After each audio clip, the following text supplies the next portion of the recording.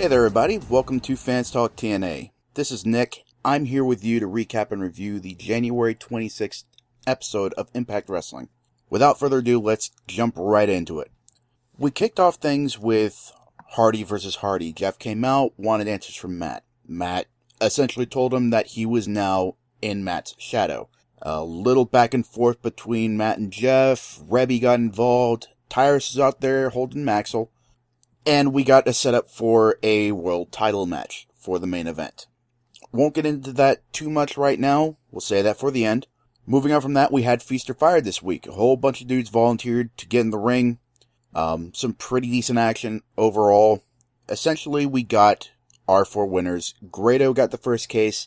Eli Drake came away with the second one. Drew Galloway got the third. And James Storm got the fourth, with Bobby Roode playing defense for his tag partner. So there were a couple of interesting dynamics in this match, and first of all, James Storm getting the case. It wound up with Storm and Roode being the only ones left, and they were both looking at each other like, what's going to happen, who's going after it. And, Roode said, go get it, and he immediately assumed defense. So, I like the fact that they're still playing up the idea that this is still a new reunion, maybe somebody's got something up their sleeve, but Roode was the one to break up Beer Money in the first place a few years back. And the fact that he put Storm ahead of his own selfish interests, I think that's promising.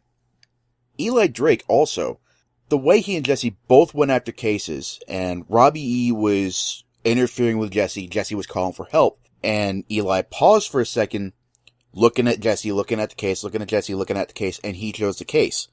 There wasn't any real fallout from that. Afterward, there was a backstage segment where Jesse was mulling over his fate, wondering if it was going to be the pink slip, and Jesse approached him. They didn't address the fact that Eli didn't help Jesse. They just talked about, well, why don't you look inside the case? And that is exactly what Jesse did. Or, Eli did, excuse me. Overall, not a bad match, and Feast or Fire, it was kind of bittersweet. We'll go ahead and get into the results right now. Eli Drake walked away with the King of the Mountain title shot. James Storm got him and Roode the tag team title shot. Drew Galloway got the World Heavyweight title shot, and unfortunately, Grado was fired. I thought this segment, it was split up over a few different ones through the course of the show, as has been the pattern over the last, how many years this has been active. And we had a few cameo appearances. Mike and Maria walked in and, played up their heel shtick about how TNA needs a miracle, and at least one person tonight is going to need that miracle. And, Drew didn't take too kindly to that. So, it makes me wonder if maybe we will see something between Drew and Mike Bennett later on down the line. Grado was spectacular throughout the entire thing. And the way it came down to Galloway and Grado at the end, who has a world title shot, who has a pink slip. And Galloway opened his case up first and got the world title shot. And Grado was excited. He was happy. Congratulating Galloway on getting that shot. And it took about 6 or 7 seconds for it to dawn on him that, wait, all the title shots are taken, that means I'm fired. And, he actually displayed some decent acting chops, how devastated he was that, he was, to use his words, real fired. Overall, pretty good segment of the show. Moving on, we had our second match of the night, our X Division title match of the night. Tigre Uno retained against Manders and DJZ. Not too terribly excited about Tigre Uno still being champ, but, it's the X Division. We're going to see great action any way a match unfolds. And Manders is coming along pretty nicely. During the World Title Series, there was always a complaint that he's taking too long. He's playing to the crowd too much. He's letting opportunities slip through his fingers. Ever since then, when he's been on TV, we've been seeing a different approach to things. It looks like Manders has realized that about himself, and he is focusing on buckling down, going and getting things done, with the exception of the skateboard down the ramp into the Hurricane Rana. But, it was cool and it worked, so no complaints there. Afterwards, Shane Helms came out again, and this time he finally made the challenge to Tigre Uno. They hyped up him being the longest reigning Cruiserweight champion ever. And that's great and all. I haven't seen this man work in I don't know how long. I know he has been wrestling pretty regularly, but I'm I'm kind of concerned. Tigre Uno is still on the mend from that shoulder injury at Bound for Glory, and Shane Helms is, he's getting up there. So I am wary of what's going to happen next week when we see the title match. I'll still hold out hope that it's good, but I'm just ready for someone else to step up. I'm ready for DJZ to get his shot. I'm ready for Manders to get his shot when he starts winning matches. I'm ready for something new. Something that was not necessarily new: Awesome Kong versus Velvet Sky, more Dollhouse versus Beautiful People, and as expected, Kong crushed Velvet Sky, figuratively and literally. There was a little segment post-match where Madison Rayne came out to help her partner, but the Dollhouse ran out numbers game, and they forced Madison to watch as Kong executed a second rope splash onto Velvet. So more dominance from the Dollhouse. Not exactly sure who's going to be the one to step up and take the Dollhouse to task. I imagine Gail Kim is going to feature prominently in this, but this kind of looked like they were putting Velvet up on the shelf for at least a little bit. So at this point, it's just Gail and Madison. That's 2 against 4. Not really sure where they're going to get backup from, unless maybe Raquel decides to debut as a face, which seems a little unlikely. Then again, we are getting more faces in the Knockouts division, again, with Raquel, but here in this next segment, we had the Wolves demanding that Crazy Steve come back, bring out their titles, and essentially defend himself and fight like a man. So instead of Steve, we had a new face come out. This woman walks out in gear similar to Crazy Steve's new gear. And she gave a spiel about how everybody's a little mad, and we can all expect decay. Out comes Steve, the Wolves go after Steve, Abyss's music hits. So, we were right. It was Abyss that helped Steve jump the Wolves last week, backstage. And we got a tag team match. Great tag team match. Steve and Abyss make not an awesome tag team, not yet, I don't think, but definitely above average. They're at least as good, chemistry-wise, as the Romance. So, back and forth, actually not really all that back and forth. Abyss and Steve were pretty dominant throughout this match, which is surprising given how hard they pushed the Wolves. But eventually, there was a distraction caused by the woman outside, and Abyss black hole slammed Eddie while Davey was going after her. She was holding the tag team titles, and Steve misted Davey, which caused a disqualification. Steve did it in full view of the ref. The woman also misted Davey, and Abyss continued destroying Eddie inside the ring. Steve and the new woman just tore Davey apart on the outside. The woman actually was biting Davey while Steve had him in the crossface, not the crossface chicken wing, just the regular chicken wing. I did a little digging after I got done watching Impact, because they never introduced the woman by name. It turns out the woman is going by Rosemary, but on the indie scene, she is Courtney Rush. And I watched a tiny bit of Smash Wrestling. They're based up in Canada, and Courtney Rush figures prominently there.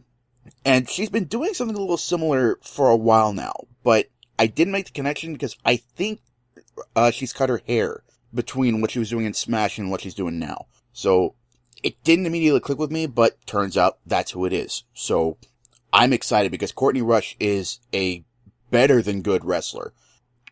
So hopefully we will be getting her in Knockouts action before too much longer, and that can only mean good things, because for a little while now, it's only been Dollhouse versus Beautiful People, with the exception of Gail Kim, who has essentially been an unofficial member of the Beautiful People.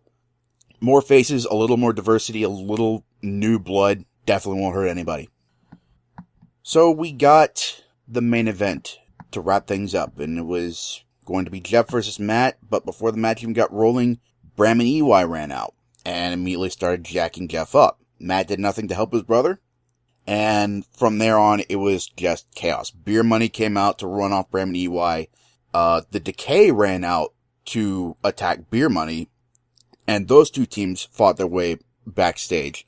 Bram and EY continued beating on Jeff for a while, and that's essentially it. Jeff he's been written off of Impact with an injury. EY put him through a table with a pile driver. That's gonna fuck up anybody's day, and or week, and or months. So, overall, I think it was a pretty good show. Better than last week, which was better than the week before. So, as long as we continue getting this upward trend, I'm completely satisfied with what we're getting. Next week, as we said before, we're going to see an X Division title match between Tigre Uno and Shane Helms. Again, I have my misgivings about this match. I have my worries, but hopefully, nothing will go wrong. Tigre Uno has been doing well as of late in the ring. His shoulder doesn't seem to be bothering him despite that giant wrap on it. And, Shane looks pretty put together. Also, we were told that EC3 is going to be addressing his future. He got torn to pieces in his title match with Matt when the title changed hands. So it'll be interesting to see what we get out of that. Whether, he's got to be turning at least a little bit face, but, how deep into that face turn he's going to get, how things are going to play out.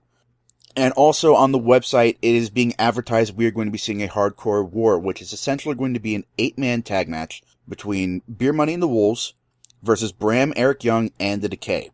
That's going to be spectacular, I think. I imagine we might see a little bit of friendly competition between Beer Money and the Wolves, maybe setting up that series down the line, be it a best of 3, best of 5 series, or just an exhibition match, if you will, sort of like the Wolves had with Team 3D and the Hardys. And on the other side, Bram, Eric Young, Crazy Steve, Abyss, they've all got similar gimmicks. It's going to be entertaining as all hell watching them do dastardly things to Beer Money and the Wolves. Finally, coming down a little bit, we have some worrying news from the UK tour. There was a backstage incident between Rebby Sky and Awesome Kong, and it resulted in Kong being sent home. I don't know if the tapings were all but done, but, Kong being sent home doesn't say great things, especially given what happened. According to PW Insider, it started with Rebby dressing in the women's locker room. Apparently she hadn't been doing that previously in Bethlehem. This is apparently the first time, and, Kong and Rebby have some bad history between them. Rebby apparently said some things about guys who've been in the business for a while. Sid Vicious was a name that was mentioned, and Kong kind of buried her for that in an interview she gave with Kayfabe Commentaries. And from then on, it was just back and forth bad blood between them, but they never crossed paths until the UK tour. And Kong threw Rebby's bag out of the locker room, and other folks got involved, and then there are two versions of events as to what actually sparked this Kong getting sent home. One version of events is that Kong actually went after Rebby, but was stopped, and it was throwing the bag out of the locker room that got Kong sent home. The other version of events is that Kong actually did get her hands on Rebby and physically attacked her and had to be hauled off by security. So, nobody seems to be really sure of what happened, but we do know that, again, as I've been repeating, Kong was sent home. And that does not say good things about her future in the company, which, frankly, sucks. I don't condone what Kong did. Laying hands on somebody outside of the ring, outside of what is scripted. Obviously, that's a bad thing, but if Kong is terminated from a contract, that's gonna bring down the Knockouts division. Kong was the one that lent legitimacy to the Dollhouse, as far as the other members were being used. And, if Kong goes, I don't see the Dollhouse sticking together. I don't see those 3 women being used as well. And that's a damn shame. Rebby, I'm not exactly her biggest fan. I don't particularly like how she's being used as the Wicked Witch in Matt's ear.